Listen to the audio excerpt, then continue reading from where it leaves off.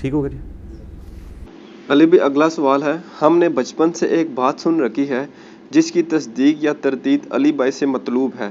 وہ حیران کن بات یہ ہے کہ بہت سے مسلمانوں کا یہ دعویٰ ہے کہ ایک مرتبہ ہمارے پیارے نبی صلی اللہ علیہ وآلہ وسلم کا مبارک پسینہ زمین پر گر گیا تو اللہ تعالیٰ نے اس کے اعزاز میں وہاں سے گلاب کا پھول اگایا.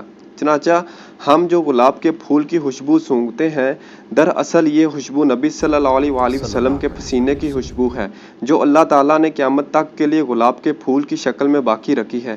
کیا یہ بات صحیح ہے؟ یہ کہانی ہے جی، اور صراحتاً میں سمجھتا ہوں کہ نبی الاسلام کی گستاخی ہے، کیونکہ آپ کے مبارک پسینے کی خوشبو گلاب سے بہت بہتر ہے. ٹھیک ہے، یہ تو پہلی اصولی بات ہے. یہ قوالیوں میں، نعتوں میں، جھوٹے واقعات کے اندر اس طرح کی نہ باتیں، یہ تو آپ کہہ رہے ہیں پسینے کی. بعض لوگوں سے میں نے یہ بھی سنا ہے کہ جی وہ غزوہ احد کے موقع پر جو خون مبارک گرا تھا، ایک قطرہ زمین پہ گر گیا تھا، وہاں سے گلاب نکل آیا. سر گلاب کو اگر آپ سائنٹیفکلی انالائز کریں گے تو نبی الاسلام کی پیدائش سے پہلے دنیا میں گلاب ایگزسٹ کرتا ہے. یہ گلاب بعد میں نہیں آیا.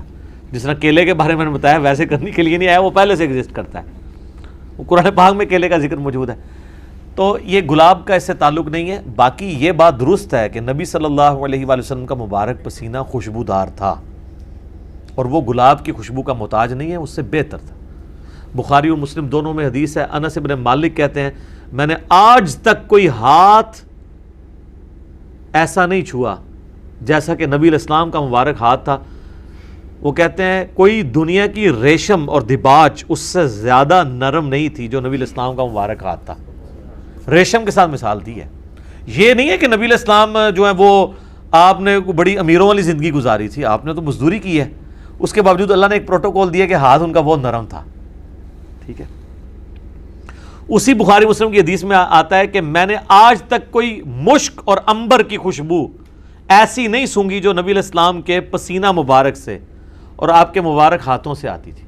مسلم شریف میں حدیث ہے، ایک صحابی کہتے ہیں میں چھوٹی عمر کا تھا تو حضور نے ایک دفعہ میرے اپنا ہاتھ مبارک میرے سر پہ پھیرا تو کہتے ہیں مجھے لگتا ہے کہ آپ علیہ السلام نے ہاتھ مبارک کسی عطردان سے نکال کے میرے سر پہ پھیرا ہے، اتنا خوشبودار تھا. تو آپ علیہ السلام کے پسینے سے خوشبو آتی تھی. بخاری مسلم دونوں میں حدیث ہے کہ ام سلیم کہتی ہیں کہ نبی الاسلام ایک دفعہ سوئے ہوئے تھے تو آپ کو سوتی ہوئی حالت میں بہت پسینہ آتا تھا، تو ایک کھلے برتن کے وہ لے کے آئیں، ایک کھلا برتن، اور نبی الاسلام کے مبارک پسینے کو انہوں نے جمع کیا. حضور کی آنکھ کھل گئی، آپ فرمایا یہ کیا؟ ان کا جی اس طرح آپ کا پسینہ انتہائی خوشبودار ہے، ہم اس کو خوشبو کے طور پہ اپنی خوشبو میں ملا کے استعمال کرتے ہیں، اپنی خوشبو میں بھی خوشبو کرنے کے لیے. ٹھیک ہے. اور مسلم شریف کی ایک حدیث میں ہے کہ ایک عورت آئی کہ میری بچی کی شادی ہے تو میں آپ کا پسینہ لینے کے لیے آئی ہوں. ٹھیک ہے، خوشبو کے طور پہ. اچھا، وہ بخاری مسلم کی اس حدیث میں ام سلیم نے جب یہ جواب دیا تو حضور نے فرمایا تم نے اچھا کام کیا.